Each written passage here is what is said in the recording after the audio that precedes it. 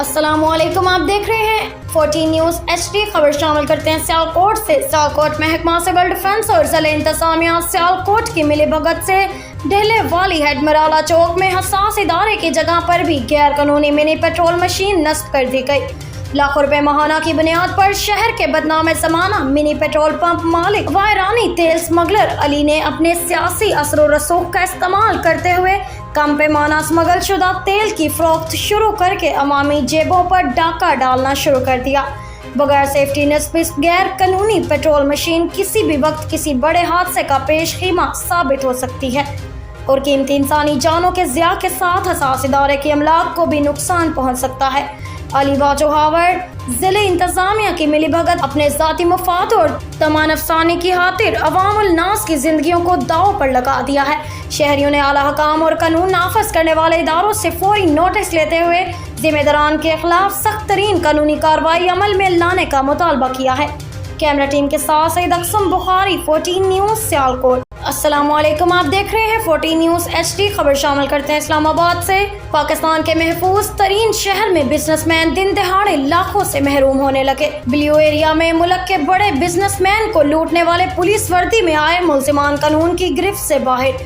دن دہاڑے ہوئی واردات کو ہوئے 20 دن گزرنے کے باوجود ملزمان کا سراغ نہ لگایا جا سکا۔ 19 جون کو بلیو ایریا میں پولیس وردی میں ملبوس گاڑی میں سوار ملزمان نے واردات کی۔ ملک کے بڑے بزنس مین سلیم سیف اللہ کے بھائی اقبال سیف اللہ سے نامعلوم ملزمان 80 لاکھ روپے چھین کر فرار ہوئے۔ واردات کی CCTV فوٹیج بھی منظر عام پر آئی لیکن بے سود رہی۔ CCTV فوٹیج میں ملزمان کو کاروباری شخصیت کی گاڑی کے آگے گاڑی لگاتے دیکھا جا سکتا ہے۔ پولیس وردی میں ملبوس ملزمان کاروباری شخصیت کی گاڑی کو روکنے کا اشارہ کرتے ہیں۔ السلام علیکم، آپ دیکھ رہے ہیں 14 نیوز HD۔ ناظرین، خبروں کے سلسلے کو آگے بڑھاتے ہوئے اب رخ کرتے ہیں سرگودا کا۔ سرگودا چنگی نمبر 12 بازار حسن سرگودا سے سرمد سلیمان ولد پیٹر فیروز نامی شخص طوائف کے ساتھ رنگ رلیاں مناتے ہوئے رنگے ہاتھوں گرفتار۔ ساتھی انیل شاہد بھٹی ولد قیوم فیروز برہنہ حالت میں فرار۔ گرفتاری کے لیے پولیس سرگرم۔ ملزم سرمد سلیمان پہلے بھی متعدد بار زنا کے کیسوں میں گرفتار ہو چکا ہے۔ ملزم سرمد سلیمان کا تعلق PTI سے ہے اور ملزم یونیورسٹی روڈ پر شوکت خانم لیب بمقابلہ بیکن ہاؤس اسکول والی جگہ کا مالک ہے۔ ملزم سرگودا سٹی میں PTI کی غیر قانونی اور پاکستان مخالف سرگرمیوں میں پیش رہتا ہے اور ملزم نے اپنی دکان شوکت خانم لیبارٹری کو کرائے پر دی ہوئی ہے اور ملزم سرمد سلیمان قانون کی آنکھوں میں دھول جھونک کر اپنی دکان جو کہ اس نے شوکت خانم لیبارٹری کو کرائے پر دی ہوئی ہے اس کے پچھلے حصے میں خفیہ طور پر جسم فروشی کا اڈا بھی چلاتا ہے۔ کیمرہ ٹیم کے ساتھ مرزا طاہر بیگ، 14 نیوز سرگودا۔ وزیر اعظم کا 5 اہم وزارتیں اور محکمے ختم کرنے کا فیصلہ۔ ذرائع کے مطابق وزیر اعظم کی جانب سے قائم کیے گئے انسٹیٹیوشنل ریفارمز سیل نے رائٹ سائزنگ پر کام شروع کر دیا۔ 5 وفاقی وزارتوں سے ایک ہفتے میں سفارشات مانگ لی گئی ہیں۔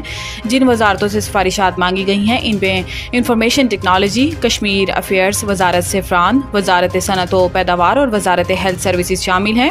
وزیر اعظم شہباز شریف نے صوبوں کو دی جانے والی وزارتوں کا کردار بتانے کی ہدایت کرتے ہوئے وزیر خزانہ اور رکن قومی اسمبلی بلال اظہر کیانی پر مشتمل کمیٹی بنا دی۔ دوسری جانب وفاقی کابینہ نے PWD کو ختم کرنے کی باضابطہ منظوری دے دی۔ PWD سے متعلق پورے پلان کی منظوری دی گئی۔ وزیر اعظم نے بجلی کے بلوں میں ریلیف کو فوری طور پر فراہم کرنے اور وزارتوں کو سولر ٹیوب ویل پر تیزی سے کام کرنے کی ہدایت کی۔ کابینہ کے اجلاس میں ادویات کے اشتہارات TV، ریڈیو اور پرنٹ میڈیا پر چلانے کی بھی منظوری دی گئی ہے۔ 190 million pound case Pervez Khattak نے عمران خان کی موجودگی میں عدالت میں اپنے بیان میں کیا کہا۔ 190 ملین پاؤنڈ ریفرنس کی سماعت اڈیالہ جیل میں احتساب عدالت کے جج محمد علی وڑائچ نے کی۔ ریفرنس کے گواہ سابق وزیر اعلیٰ پرویز خٹک عدالت میں پیش ہوئے۔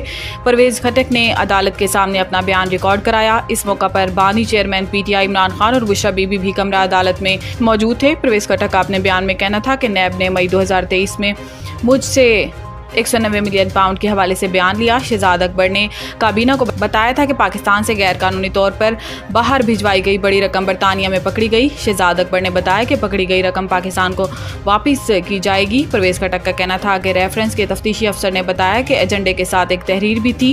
آج کی سماعت میں ایک گواہ پر جرح مکمل اور ایک گواہ کا بیان قلم بند ہوا۔ عدالت نے ریفرنس کی سماعت 13 جولائی تک ملتوی کر دی۔ APC बुलाने का फैसला किया है, अपोजिशन जमातों को मुज़ाकरात करना चाहिए। ख्वाजा आसिफ ने एक इंटरव्यू में कहा कि APC बुलाने का फैसला मुल्की मुफाद में किया है, अपोजिशन जमातों को जामिया मुज़ाकरात के लिए आगे आना चाहिए। तरक्की के लिए अपोजिशन जमातों से मुज़ाकरात ज़रूरी हैं। वज़ीर दिफा का मज़ीद कहना था कि मुल्क के मुख्तलिफ हिस्सों में इंटेलिजेंस की बुनियाद पर कार्रवाइयाँ जारी हैं। हमारी मुसल्लह अफ़वाज के जवान मुल्क के लिए अपनी जानें दे रहे हैं। दहशतगर्दी के खिलाफ जंग में अहम कामयाबियाँ हासिल की हैं। पूरी कौम और अपोजिशन समेत सियासी जमातें दहशतगर्दी के खात्मे के लिए ऑपरेशन अज़म इस्तेहकाम की हिमायत करेंगी। ख्वाजा आसिफ ने कहा कि PTI को मुज़ाकरात की पेशकश की थी, ताहम इनके रहनुमाओं ने सियासी मसाइल हल करने के लिए की गई मुज़ाकरात की पेशकश को ठुकरा दिया।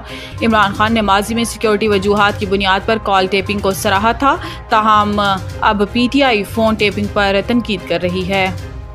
चीफ जस्टिस मेरे केसेस की समाअत ना करें, इमरान खान की नैब इंट्रा कोर्ट अपील पर जवाब में इस्तदा। सुप्रीम कोर्ट में नैब तरामीम कलअदम करार देने के खिलाफ इंट्रा कोर्ट अपील पर इमरान खान ने तहरीरी जवाब जमा करा दिया, जिसमें इन्होंने इंट्रा कोर्ट अपीलें खारिज करने की इस्तदा की है। इमरान खान ने अपने तहरीरी जवाब में कहा कि किसी की करप्शन बचाने के लिए कवानीन में तरामीम किसी बनाना रिपब्लिक में भी नहीं होती। करप्शन मुईशत के लिए तबाहकुन और मनफी असरात मुरतब करती है। मुझसे दौरान समाज जस्टिस अतहर मीनुल्लाह ने कहा कि तरामीम का फ़ायदा आपको भी होगा, मगर मेरा मौक़िफ़ वाज़ेह है कि मेरी ज़ात का नहीं बल्कि मुल्क का मामला है। बानी PTI ने तहरीरी जवाब में कहा कि पार्लियामेंट को कानून साजी आइन के मुताबिक करनी चाहिए।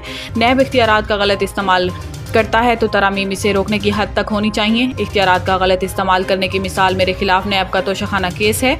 नैब ने मुझ पर केस बनाने के लिए 1 करोड़ 80 लाख का नेकलेस 3 अरब 18 करोड़ रुपए का बताया।